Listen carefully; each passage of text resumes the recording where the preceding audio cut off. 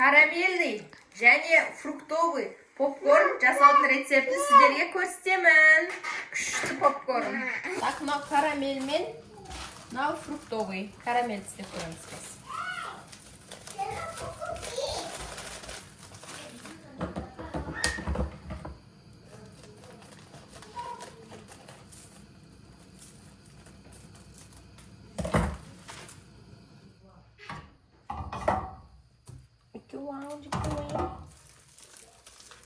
Майы екен.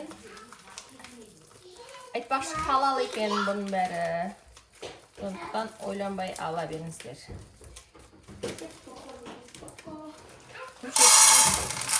Құм шекері мен жүгерісін саламыз осылай. Крышка міндетті түрде бізге керек болады. Және қозғайтын осындай үлкендеу бір қасық. Енді бұны қозғаймыз.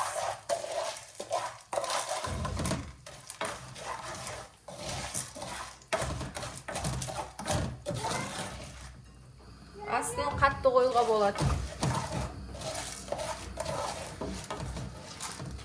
Бір-екеу пақ-пақ деп атылғанда, уже крышкасын жабамызда, сәл 2-3 минут тұрып қайттан үстіне бұлай қозғау керек. Асты күйіп кетпеу керек те.